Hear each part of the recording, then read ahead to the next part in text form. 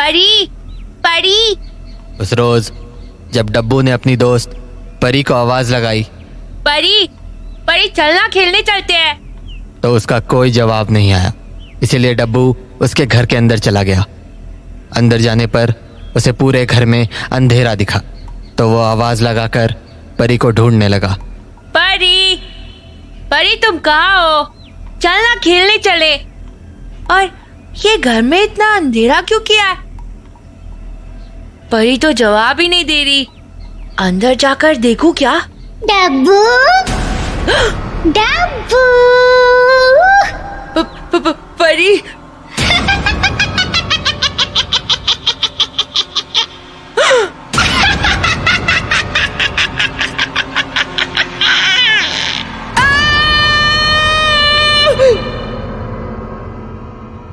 मैं हूं कुंदन।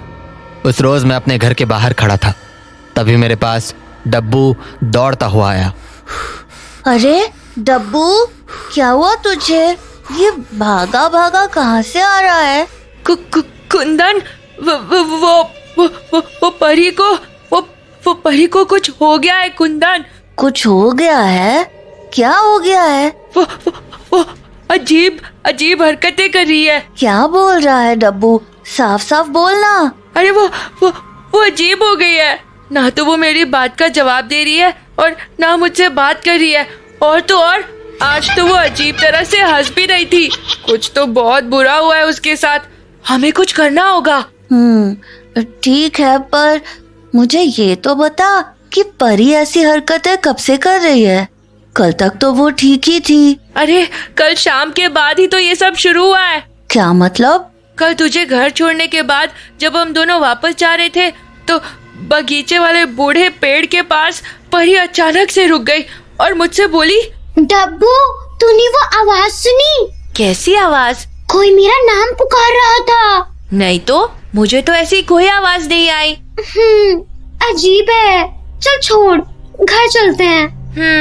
परी, परी। डब्बू देख, फिर से आई आवाज। पर मुझे तो नहीं आई। यार परी, चलते हैं ना यहाँ से। ये बूढ़ा पेड़ अच्छा नहीं है। तुझे कोई वहम हुआ होगा। अरे मैं कह रही हूँ ना, आवाज आ रही है। परी, परी। हाँ? परी। ओए डब्बू, सामने देख। लगता है आवाज उसी घर से आ रही है।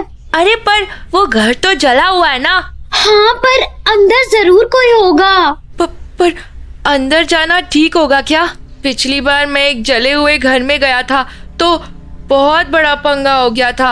ओफो, तू बिना कितना डरता है। एक काम कर, तू यहीं रुक, मैं देख कर आती हूँ। अरे पर परी, अगर तुझे कुछ तू चिंता मत कर, मैं अभी गई और अभी आई। उसके बाद परी उस घर के अंदर चली गई।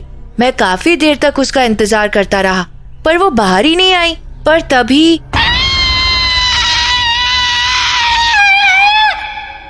परी, ये तो परी की आवाज थी। कहीं कुछ बुरा तो नहीं हो गया? अंदर जाकर देखूं क्या? मैं घर के अंदर ही जाने वाला था कि तभी परी बाहर आ गई। परी, तू ठीक है ना? परी, कुछ बोलना। घर चलते हैं। पर तू ठीक है ना? घर चलते हैं। परी, घर चलते हैं। परी ने उसके बाद मुझसे कोई बात नहीं की। मुझे लगा कि आज वो ठीक हो गई होगी, पर आज तो वो और भी अजीब हरकतें कर रही थी। पता नहीं उसे क्या हुआ है कुंदन। मुझे तो कुछ समझ में नहीं आ रहा। समझ तो मुझे भी नहीं आ रहा। मुझे नानी से ही बात करनी पड़ेगी। तू एक काम कर। क्या? तू घर जा, मैं नानी से बात करके तुझे बताता हूँ। ठीक है। तो उसके बाद डब्बू वहां से अपने घर लौट गया और मैं नानी से बात करने उनके पास चला गया। नानी, कुंदन, क्या हुआ? वो आपसे कुछ पूछना था।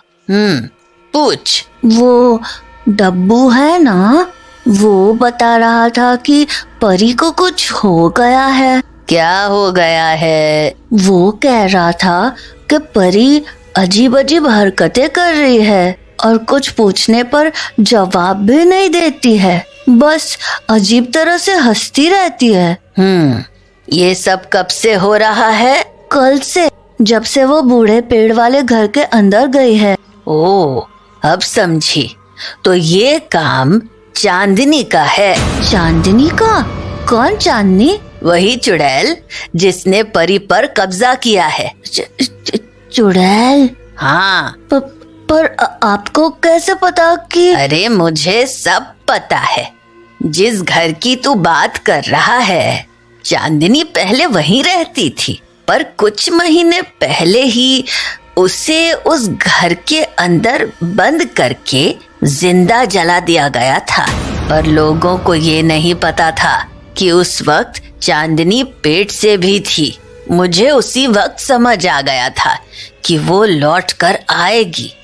नानी, आप क्या बोल रहे हो? मुझे कुछ भी समझ नहीं आ रहा है। अरे उस घर में अब चुड़ैल का वास है, और वो चुड़ैल कोई और नहीं, चांदनी ही है। जब भी किसी औरत की मौत उसके पेट में पल रहे बच्चे के साथ होती है, तो उसका अंतिम संस्कार बहुत ध्यान से करना होता है, नहीं तो वो औरतें चुड़ैल का रूप ले लेती हैं। चांदनी का कभी अंतिम संस्कार हुआ ही नहीं, इसीलिए वो चुड़ैल बनकर लौट आई है। तो उसने परी पर कब्जा क्यों किया? उसका खून पीने के लिए, और क्या? हाँ, और नहीं तो क्या। चुड़ैल का सबसे आसान शिकार बच्चे ही होते हैं। उनके खून से वो अपने आप को जवान और खूबसूरत बना कर रखती हैं। हर अमावस को चुड़ैल अपना शिकार करती ही है, और कल अमावस की रात है। कल 12 बजे के बाद वो परी को जान से मार डालेगी। क्या? तो क्या परी को बचाने का कोई तरीका नहीं है? मैंने ऐसा तो नहीं कहा। मतलब हम परी को बचा सकते हैं? बिल्कुल, पर उसकी एक विधि है जो काफी मुश्किल हो सकती है। क्या विधि? चांदनी का विधि पूर्वक अंतिम संस्कार। मतलब उस चुड़ैल की अस्थियों को इकट्ठा करके उन्हें जलाना होगा? हाँ, पर उससे काम नहीं बनेगा। क्यों? क्योंकि वो चुड़ैल है और वो बहुत ताकतवर होती है। उसे रोकने का एक ही तरीका है। क्या? सरसों? हाँ, चुड़ैलों को सरसों की गंध बर्दाश्त नहीं होती, इसलिए हमें अंतिम संस्कार की विधि में सरसों का इस्तेमाल करना होगा। पर कैसे? उसके लिए तुम्हें उसकी सारी अस्थियों को एक कपड़े में इकट्ठा करके एक गड्ढे में डालना होगा, और फिर उसके ऊपर ढेर सारा सरसों डालकर उसे आग लगा देना होगा। सरसों उस चुड़ैल को दोबारा आने से रोके रखेगी। परी को बचाने का यही एक रास्ता है। पर नानी, ये तो बहुत सारा काम है, और हम उसकी अस्थियां इकट्ठा कैसे करेंगे?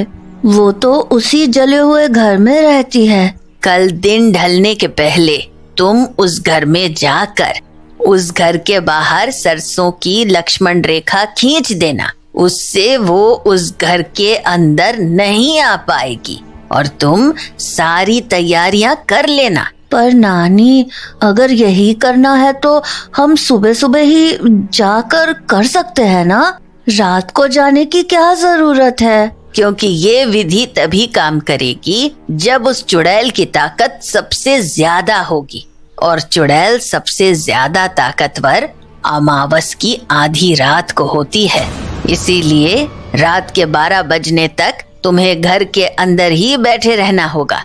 पर ध्यान रहे, चुड़ैलें बहुत छल किया करती हैं। उसके छल में मत पड़ जाना, वरना उसके बाद उसके चंगुल से निकलना मुश्किल होगा, क्योंकि एक चुड़ैल की नजर उतारे नहीं उतरती। पर नानी, इतने सारे काम मैं अकेले कैसे करूँगा? कल आप भी चलना ना मेरे साथ। अरे तो डब्बू को ले जाना, मदद हो जाएगी तेरी। बस मेरी कही बातें याद रखना। तो नानी की बात मानकर मैं और डब्बू अगले शाम उसी घर के पास चले गए और पूरे घर के बाहर सरसों की लक्ष्मण रेखा खींच दी और घर के अंदर जाकर 12 बजने का इंतजार करने लगे।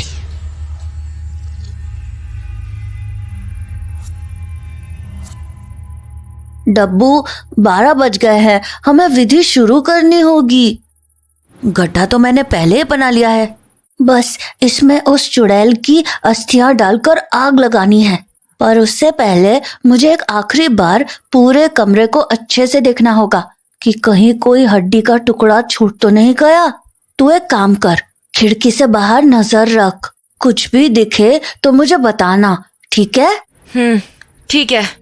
तो उसके बाद मैं बची खुची अस्थियां ढूंढने में लग गया और डब्बू खिड़की के पास खड़े होकर बाहर नजर रखने लगा। कुछ देर बाद मुझे डब्बू की आवाज आई। कुंदन, हाँ, क्या हुआ? देखना, वहाँ पेड़ के पास परी खड़ी है। क्या? हाँ, और वो एक टक उस पेड़ को देखे जा रही है। रुक, आता हूँ। डब्बू की बात मानकर जब मैं खिड़की के पास गया तो मुझे भी परी पेड़ के सामने ही खड़ी दिखी। ये परी इतनी रात को यहाँ क्या कर रही है, वो भी उस बूढ़े पेड़ के पास? पता नहीं, पर जरूर कुछ गड़बड़ है। एक काम करते हैं, अपना काम खत्म करते हैं। हो सकता है परी अब भी उस चुड़ैल के बस में हो। हाँ, पर नीचे उतारो मुझे, नीचे उतारो। अरे ये परी पेड़ से कैसे लटकने लगी? कुंदन, हमें उसे बचाना होगा। कुंदन, हाँ? चल, हमें उसे बचाना होगा। नहीं नहीं, ये करना ठीक नहीं होगा। क्या क्या मतलब ठीक नहीं होगा? अरे सामने देख, परी मुसीबत में है। हाँ, पर ये उस चुड़ैल की चाल भी तो हो सकती है ना? कुंदन, तू पागल है क्या? तुझे चुड़ैल कहाँ दिख रही है बाहर? अपनी दोस्त है यार वो।